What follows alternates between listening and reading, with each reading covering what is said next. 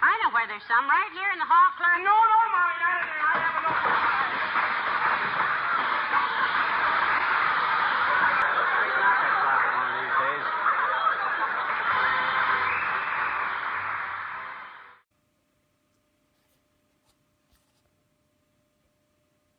Here's the next project, and it's a funny story. I bought it for $35 from a guy who was selling it out of the trunk of his car. So I have no idea of where it came from or who had it.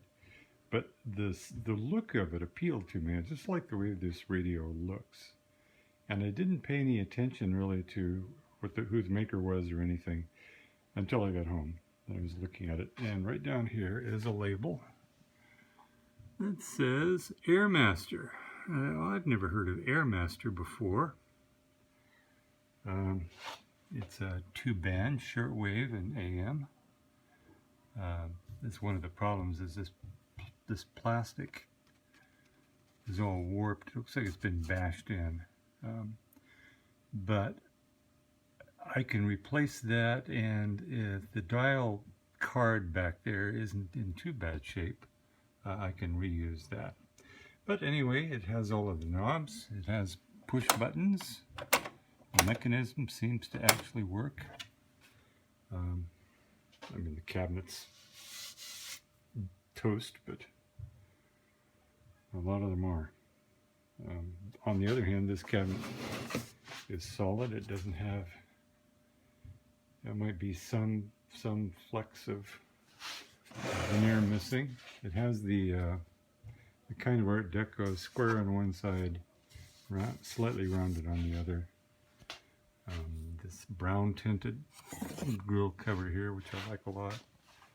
But overall, a cabinet, other than, you know, it's got 70 years of wear and tear. I'm not sure yet which year radio this is. But yeah, I think it'll clean up nicely in terms of a cabinet. So let me turn it around. And here's looking in from the back. And a couple of things caught my eye. John Adair either was the owner or the last repair person to work on this puppy. And here's the other interesting label. RPC Chicago with a serial number. And so I had never heard of them either. But it sent me on a trail, which I'll talk about in a minute. But the speaker looks good. I think it's just an ordinary All-American 5. This coil back here, this guy right here, looks like it's pretty badly munged on top. That might be a problem. I might be lucky and it's smashed but fine, but I doubt it. So we'll see.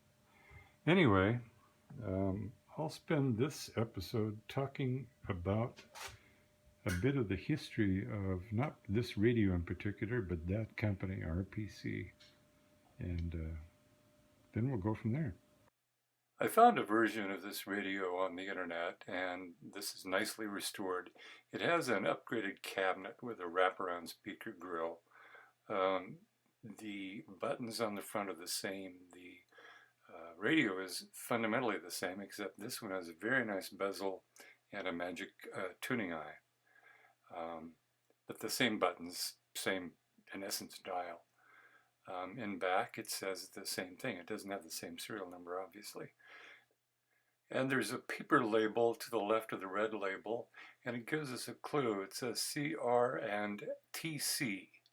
That stands for Continental Radio and Television Corporation, which gives us a clue as to when this radio was made. One of the reasons it's been so difficult for me to find information on RPC is because there are so many variations on the theme. One we're interested in here is the Radio Products Corporation of Chicago. The red badge that you see in the background is on the radio that we're going to work on here. I found them and I found some information, but there are more.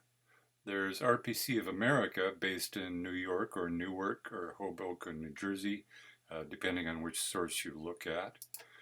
Radio Products Company of Dayton, and this one and the Chicago firm are often confused and treated like they're the same place, and they're not. It's a different company. Radio Products Company in Dayton was actually purchased by the Bendix Corporation in the 40s. Then there is R.P.C. Birmingham, Alabama. They existed in the 20s. They made there were only 2 existent radios that survived their manufacturing years, both in a museum in Birmingham. Then there's R.P.C. Cleveland, Utah Radio Products Company, and variations like that. Utah Radio was based in Salt Lake City and Chicago. Bear Radio Products Company, Detroit Radio Products Company. So there were a bunch, and that just confuses the issue. It makes it more difficult to find good information. So I can't swear categorically on a stack of whatever you like that RPC Chicago wasn't formed in Chicago, or I can't swear that it wasn't one of the other ones, one of the multitude of other ones. But I do know that RPC was deeply involved later in its years with this guy right here. This is Ross D. Siragusa, and he was an interesting guy. First or second generation Italian. His parents were from Italy.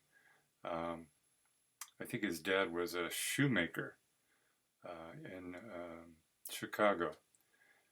And Ross, when he was a teenager, formed a company called he worked for a radio company for a little while, and then formed a company called Transformer Corporation of America in 1924. And by 1924, radios were really starting to boom, as you know. And so Siragusa decided he wanted to get into the business, and he did. The business went gangbusters, and was worth millions of dollars until 1934. He could not survive the Depression, and Transformer Corporation of America went bankrupt. But like most entrepreneurs, he was fearless. He decided he was going to do it again, and he did. He formed the Continental Radio and Television Corporation in Chicago. Now, he was by 1934, television was, it was the early days, but it was obviously coming.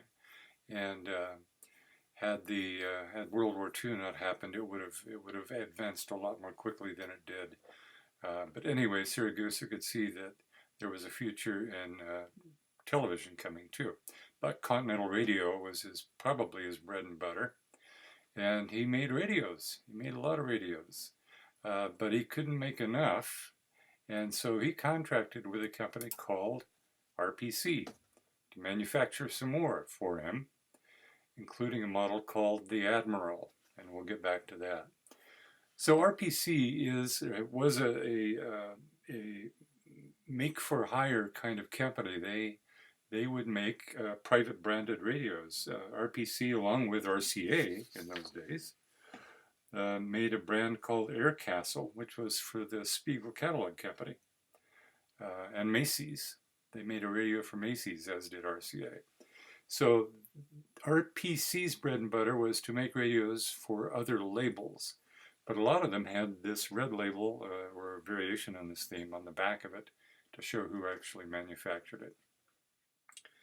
So the RPC, or Continental Radio and Television, did really quite well. And in 1942, they acquired RPC, bought them outright. And RPC continued to do private label radios. Hence this one that's on this background shot.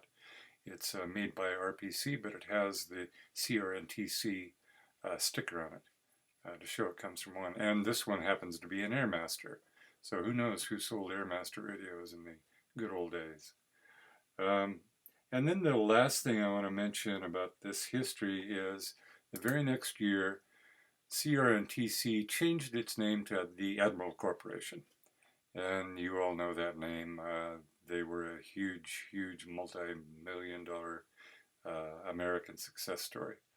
And I haven't looked to see if they exist today or not, but they did quite well. So where does this leave us with our project radio? We know now it's probably post-1942 build. Could be as early as 1950, I suppose, but somewhere in that range, because it's built after the merger of what became Admiral and R.P.C. Interestingly enough, I found a restored version of this radio in a place called the Occidental Hotel in Wyoming. I'll include a link down below. And it's a small hotel, old hotel, filled with themed rooms, and this radio in its restored condition happens to be, for whatever reason, in the bordello room. So I'll leave you with that. Next time we'll pull the chassis and see what's inside. Take care.